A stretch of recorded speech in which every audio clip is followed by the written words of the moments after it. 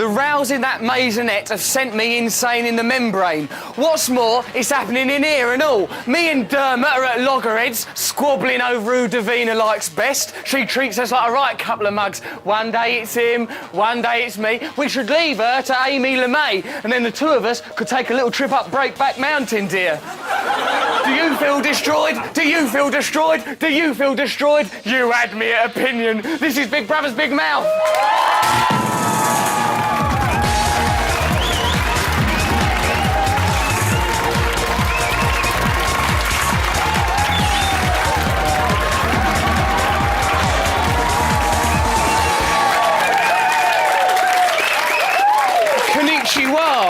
Je t'aime, Russell, wax on, wax off. George has taken that secret bankers thing much too seriously. So only a room with a couple of croissants and a sideboard in it. Like calling Preston a sneak and a plutocrat. He's not a plutocrat, he's not Donald Trump. He's just a bloke out of the ordinary boys. He's not from Dragon's Den 1. And then, look at this thing. This is my favourite thing from the whole argument from George. George, if you'd gone in there, would you not have smoked any cigars? I would not. Why? I would have stood in the middle of the room and I would have said, you've got me here under duress, but I'm not going to eat, drink and smoke things in secret from the rest of the people in the house. I would have stood in the middle of the room, naked. I would have ignored the spread. So really pompous and angry about the decadence in that room because I've got some sweets. I'm sure at them banquets at Saddam Hussein's palace were really humble. Yes, as a matter of fact, they were very modest affairs. Tariq Aziz would bring a pack of skips and Chemical Ali would share ties around us. It was a very humble affair. Get in touch with us the way George gets in touch with attacking Preston. Only use a phone rather than pronouncing the word arse, ass, in a sycophantic attempt to impress Dennis. Next, he'll be calling Chantel a hoe and Barrymore a hater. Housemates have passed this week's shopping task. What, so we should Housemates are now free to discuss the real shopping task. What a liar you are. We'll see what the viewers thought of your double standards, your indignation about me, and the aplomb with which you became a lying plutocrat in your gentleman's club. You're a sneak. It's written all over your face. A cheating politician, what a surprise. I told the truth. You're a sneak and a liar, and you're exposed to the whole country as a sneak and a liar. Shut the fuck up. Don't tell me to shut the fuck up. I said you shut the fuck up. Why? You're the most selfish, self-obsessed person I have ever met in my entire life. Yeah, pour me, pour me, pour me a drink. No, Is that what you said? don't fucking bring that into it. Pour That me, is pour low. me, You pour are me. Fucking wanker. No wonder Blair threw you out. Well, no George. wonder you're talking. Absolutely pathetic. And I mean everyone, including myself. Pathetic. The end. Coffee, anyone? The most self-obsessed man he's ever met. He's met Saddam Hussein. Sometimes Michael Barrymore was a bit self-indulgent on Strike It Lucky, but it weren't really a dictatorship. So, this part we're discussing Celebrity Fight Club. What was it all about? Dermot O'Leary. I've never been more confused in my life. To start with, the whole notion of Big Brother's built on a lie. You have to be duplicitous to do the tasks, because all the tasks are basically about, you know, hiding something from someone. So for them to suddenly go, but you were lying. Yeah, you have watched the show. I mean, it's like we've taken 12 aliens and put them in a show in Big Brother, and now they're suddenly getting sort of, you know, a bit annoyed about the fact they've got to lie. And I think George not only is... I mean, I always try and find something, because it's such a weird house, and people get so paranoid in it. Always try and find something you can empathise with. And up until about, an hour ago, I had something with George where I just thought, well, he's put off his age, it's quite difficult for him. And now, not only is he damned to leave the Big Brother house, I think he's actually damned to go to hell. An eternity of fire.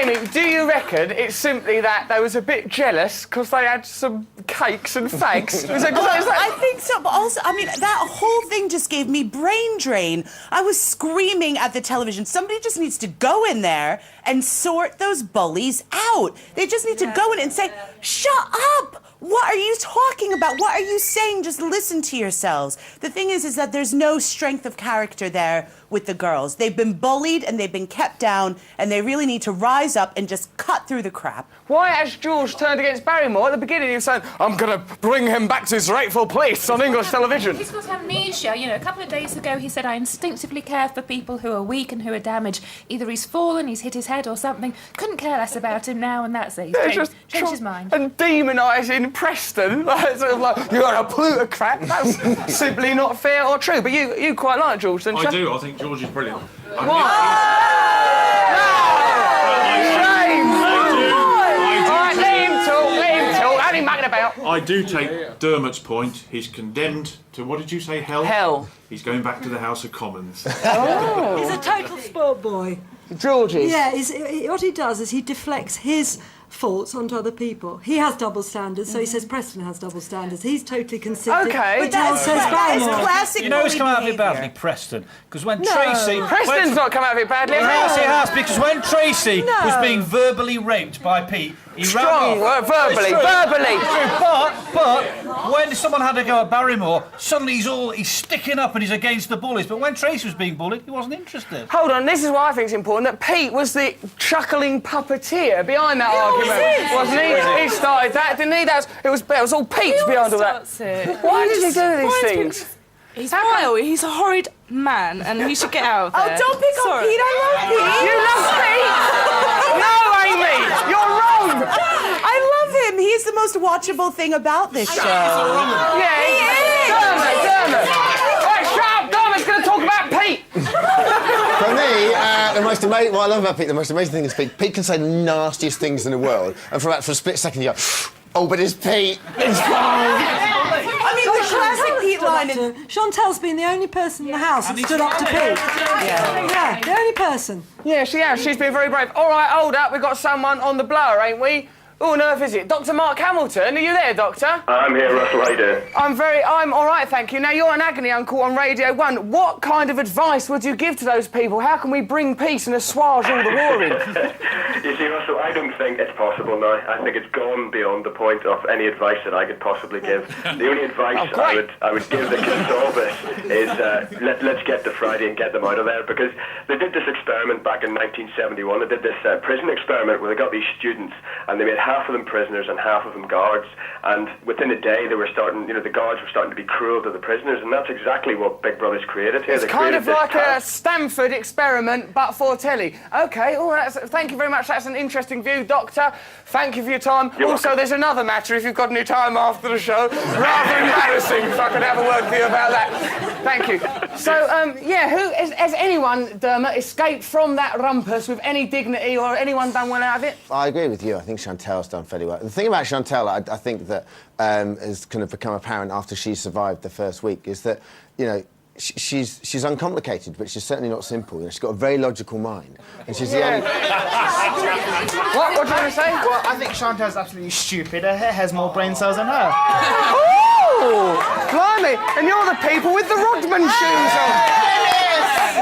Dennis, I don't think Dennis came out of the argument very well either, did he? No. Well, Dennis definitely spoke his mind, and he did. He doesn't take shit, whereas Chantel chats shit. Oh, swearing here on telly. I don't agree with it myself, but the young people seem to like it. I've got an email here. It's from Anthony Bailey. He reckons he's from Inverness. Is there evidence? Not as such. It says, I'm pleased the fight happened as it's thrown open again. Who might win? Barrymore has re-emerged as a contender, and MAGA has shown himself to be the true voice of common sense, like a latter-day Richard Madeley. Richard Madeley's still alive. He was on this show yesterday, for heaven's sakes. Go on, what do you want to say? Full of self-pity. He's infamy, everyone's got infamy. He's full... Why does everyone keep attacking Barrymore with slogans? George was doing that. Leave him alone. Well, Barrymore... I thought he did well. Fame. He complains, everyone's got infamy and all, but he's gone on this programme. He was the only person, Michael Barrymore was the only person who said, what are we doing? Stop the madness, Amy. Yeah, I think we all must agree Michael Barrymore is severely mentally ill. No, we don't. Not the views before, not the views before. He can't say that. He's all right. He's a laugh. He's an eccentric. He's an entertainer. He's as sane as I am. OK, right, listen, the row, it was great television, but it makes you worry a bit about human nature. But you know, we're all humans and that's natural, so we can't worry, can we? Right, time for the caption competition, which is today called Caption Mannering for no real reason. Look at this image, and then what you've got to do is come up with a slogan that you reckon's funny, and if yours is the best slogan, text it to us. Well, you won't know it's the best one at that stage unless you are extremely prescient. Text it to 83188 or email us it. Costs you 25p, and you might win this. Look, it's a new modern kind of mouse trap, but instead of killing the mouse with cheese, you just call it up and ask it to go. OK, time now for the mouthpiece. You can call us anytime, 24 hours a day, middle of the night if you want to. These people have done that. Numbers on your screen now. You could hear your voice accompanied by eerie music just by calling this number. After sugar, I like to say, Mr. Russell, I think you are a funny guy. You helped me to learn English. I like your beard, and I like to do your job next year. Hare Krishna, goodbye to you. Hello, I would like to know why we have to have Hare Krishna at the end of every show. Other shows don't say Jesus Christ at the end of them. I hope you'll check this, please. What is going on with Dennis's socks and slippers ensemble? He looks like a right geek. Hello, it's Beverly. Just wanted to say, Russell, my God, I was sitting watching, having my lunch yesterday dinner time, and saw Dennis Rodman's Willie. Was that surprised? Had to watch it again on E4+1. Yeah, this is Matt. Thanks very much, Russell. You've turned me gay. Nice. No, I'll turn you. Oh, I've got the moves. OK, Keisha from Sugar Babes loves this show. The other two don't. I should know. They tried to stretch my dinkle for swines. Hey, I'm Keisha from the Sugar Babes, and I want you to keep watching Celebrity Big Brother's Big Mouth.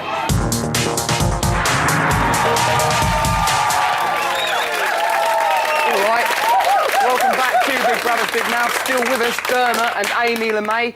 Get in touch with us the way Michael Barrymore gets in touch with a row in the house. Only use a phone rather than going to bed, only to be lured out again by the opportunity to portray the French as a nation of onion sellers. There are many things you'll find at a long-haired cat show. Women trying to force their cats to be babies, an irrational hatred of short-haired cats, and a sort of reek of long-haired cat's wee.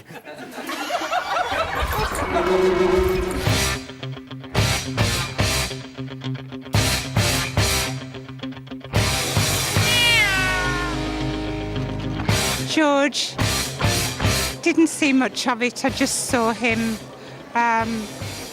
being a cat. I would very much like Preston to win, and Dylan and I enjoy watching him every evening. George has gone right down in my estimation with regards to the cat scene that was played on Big Brother. I just think it was a sick thing to do. I like Pete Burns to start with. I thought he was an extremely colourful, extrovert personality, but he seems to have turned really evil. I think Chantal is probably the best housemate in Celebrity Big Brother because she's quite sweet and innocent, and she's taken the whole celebrity thing quite easy and knows how to handle herself. Tracy, go back home. You're vapid, you're insipid. Get a life. I think Chantal is with a chance of winning. Everybody seems to like her in the house, and I think she's just a natural, and she's earned a celebrity as well, I think. Pete Burns is absolutely superb, especially the way that he wound Tracy up just for the fun of it. Excellent.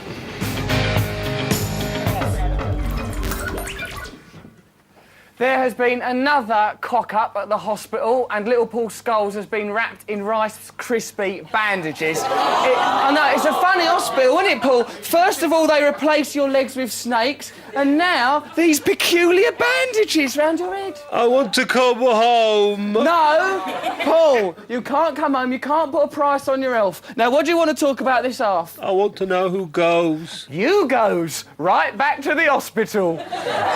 They crackle in my ears.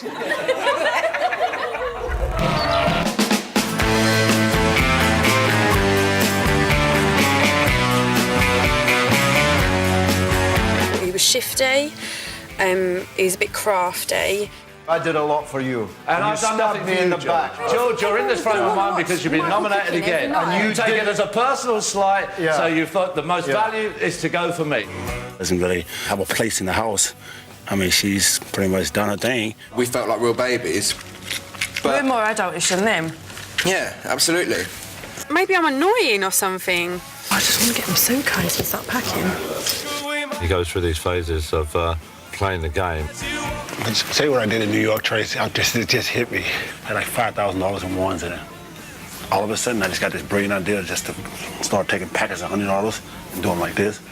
Dennis, you're so petty. At the sink the other day, you turn around to me and go, I've had better girls than you. Do you think I'm bothered? Do you think she's bothered? Is she bothered? OK, this part we're talking about 5-gone conclusion. Not 4-gone conclusion, 5-gone conclusion. Dermot, is it a 4-gone conclusion who goes? Oh, yeah, well, one of them, obviously, which we don't want to talk about. Well, yeah, OK. Thanks. George is definitely going. George is definitely going. And Chantel's going as well. Dennis Me and my feet all say that Dennis... Listen, we've looked at your feet. It's not... You cannot build a career around these feet, all right? We're going back to Dermot now. Okay. He's an experienced man. OK, Chantel, I adore, but I think that it's not necessary for her to stay in because she's kind of one anyway. She can go out tomorrow night and be quite happy. You know, she's going to come out and she's going to have a great time. Do you not think that the only reason that she's going to be voted is because people want to vote for the non-celebrity? They're not voting for her. I think she's done well as an individual, hasn't she? I think there's a little bit of that. So we had Ruler on the show on Sunday, and I asked her who she thought should go, and she said, Chantel, her time has come. And you just think...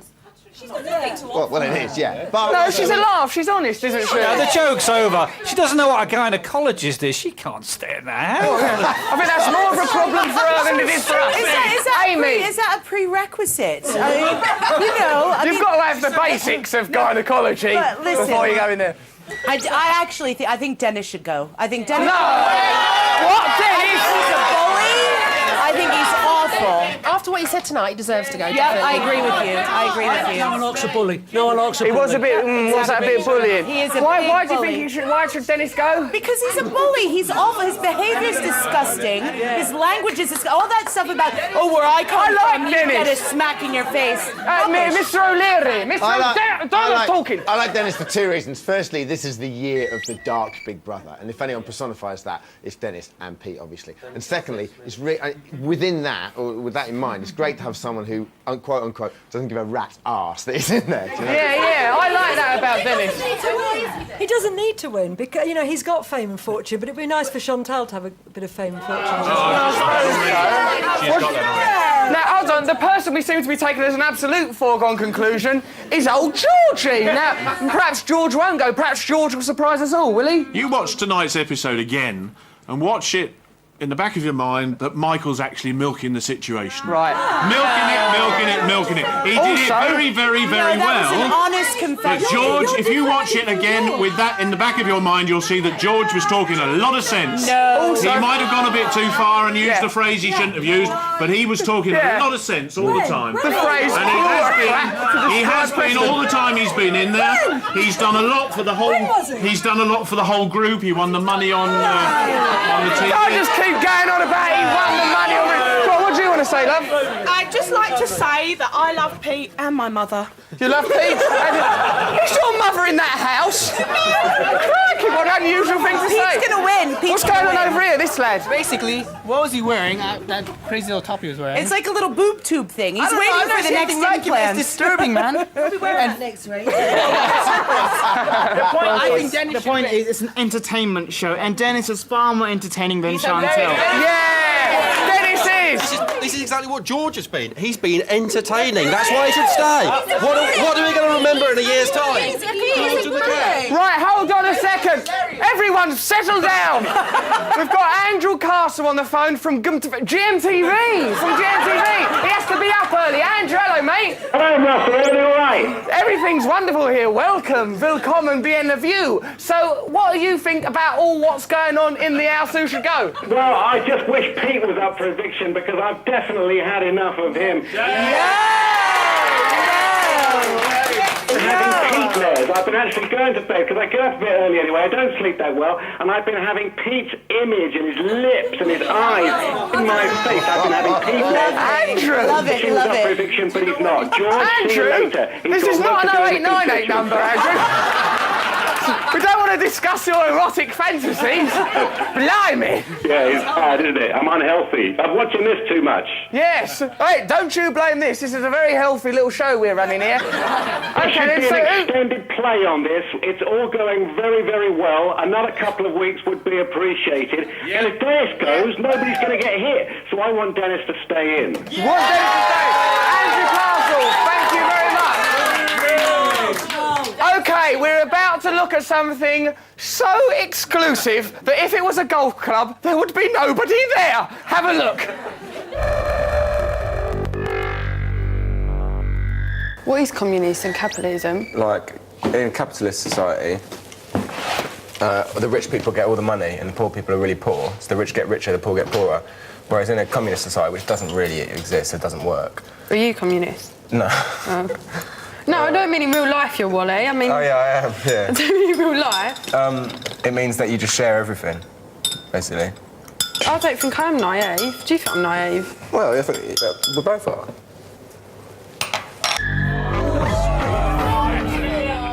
Oh, discussing naivety, eating biscuits. We can't evict her, can we, Amy? No. Surely not. No.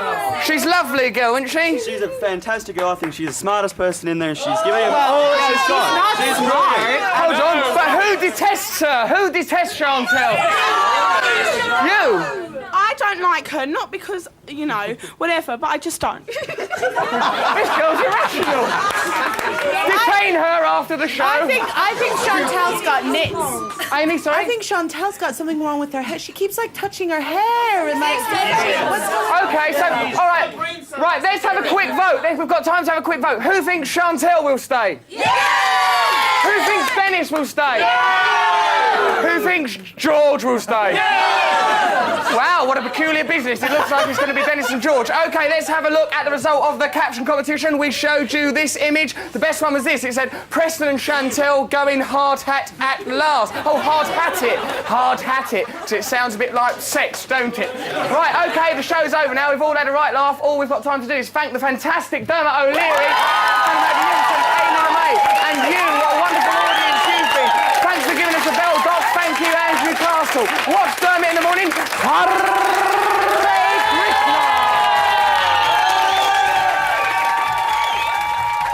Chantel, Dennis and George are the next housemates up for eviction. Who goes? You decide. To evict Chantel, call 09011 32 33 01.